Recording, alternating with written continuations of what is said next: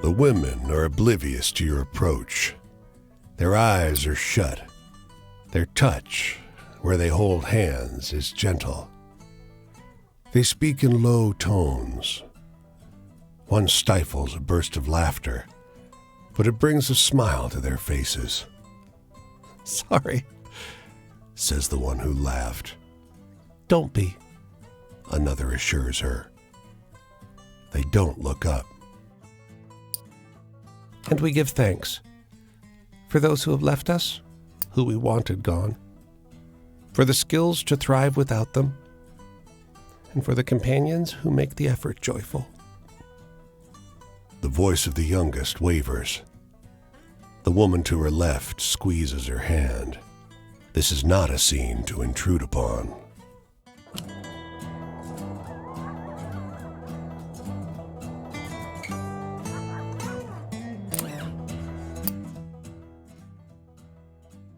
The engines belch black smoke as the ferry churns gray water into froth. A broad-shouldered figure leans out over the rail, eyeing the skyscrapers on the horizon. Nearby, a man and a woman speak in low, urgent voices. He takes her wrist gently. She is weeping softly. The man gives you a once-over as you approach. His newsboy cap is ragged with age. "You look familiar. Did I meet you at Union Square?" "The demonstration. It got bloody, but I'm used to that after Italy." He claps a hand to his hat to steady it from the breeze. "When Gramsci was arrested, many of us had to flee. I came into New York, and here I continue our efforts. The workers' voices will be heard."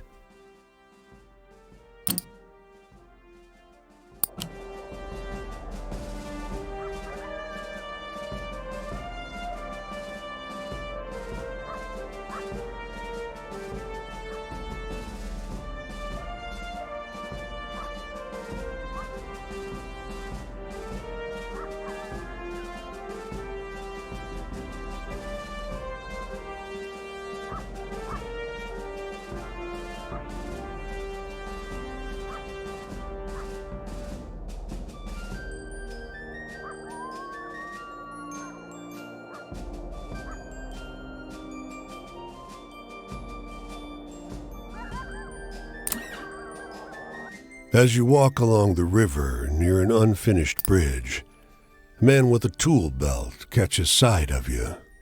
"Hey, over there," he calls out.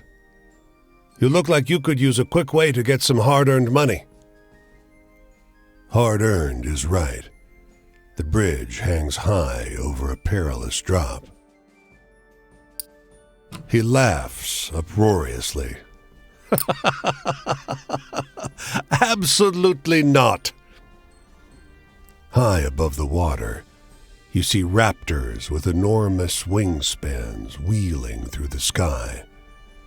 "We'll have little more protection than them," the man says, "but not much more." "Great," he exclaims. "Suppose you'll want a safety belt. We Thunderbird people don't need 'em. We fly when we fall." You find yourself up high, looking over the rushing river that crashes around the foundation of the bridge. As you work side by side, the man mentions, "You can see Thunderbirds up here if you know how to look." You ask him to explain. "Practice your peripheral vision, if you dare. Last thing you need up here is for them to see you seeing them and come swooping at you." You only see the clouds thicken, but it sure does pass the time working. The man pays you well when you're done with the job.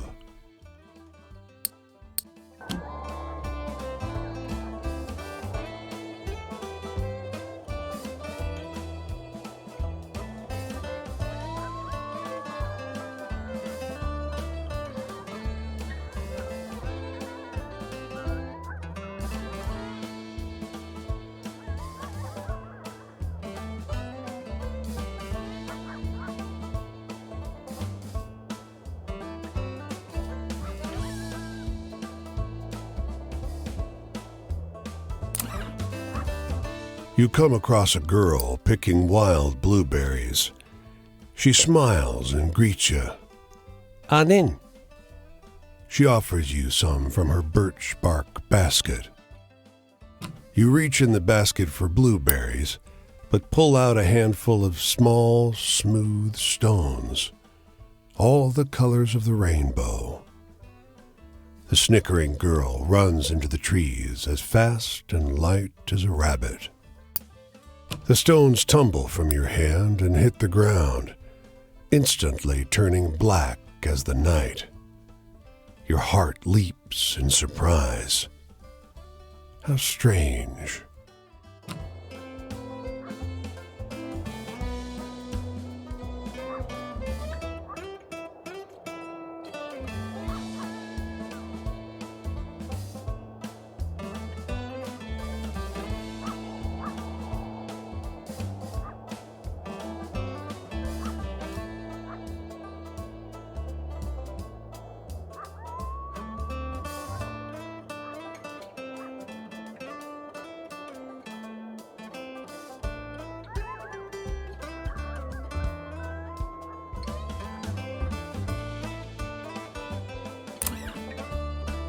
By nightfall, the hospitality of this sleepy hamlet, combined with their superstitious tales, has both overstuffed your stomach and filled you with a hollow dread. Folks say these woods are full of apparitions, witches, and worse. You curse yourself for getting on the road so late. In the moonlight, every valley and hollow at the feet of the Tappan Zee seems like a stolen shred of the abyss itself. Fireside tales seem less fanciful, and every cackling crow and moaning whippoorwill seems like a demon perched on the shivering, spindly trees. But something cuts through the noise. The muffled sound of hooves galloping on the cold, muddy road. When he finally slows his horse alongside you, it's as though he had just appeared out of the mist. He's astride a gigantic black courser, and though his boots are muddy and ragged, he wears an immaculate coat with great, shining buttons. From his saddle hangs an antiquated flintlock and a cavalry saber. In the darkness, you can hardly see above his towering shoulders. His voice is a rumbling croak, deep, but as though his throat is filled with thorns. Have you happened upon a cannonball around here? You can tell English isn't his first language. German is. His hand, so pale it's almost blue in the moonlight, grips the reins in a fist. You mumble an apology and watch as he silently rides away, back into the mist.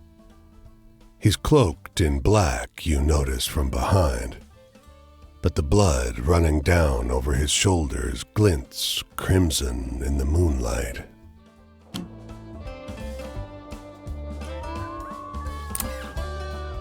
The hotel is an old manor house that's seen better days. A grand structure surmounted by a gambrel roof that dwarfs the house itself. It's eerily still, but for two boys at play. Each one so small and light, they barely leave tracks in the deep snow. They seem old for their size, around 10 years old. Though their clothes are mismatched, they're perfectly identical, down to the pattern of freckles on their pale cheeks. They conduct their games in eerie silence. The clerk behind the counter is old, and your room key is worn. But night approaches, and the price is low. Just before you shut the room door, there they are, the twins, staring at you from the corridor. In the morning, as you leave, the clerk asks, "Did you sleep well?" You tell him it was just perfectly fine. You don't mention the small feet trampling outside your door, or the dreams of blood seeping from the bed frame. You don't say that every shadow seemed to contain something vicious and alien, threatening to escape.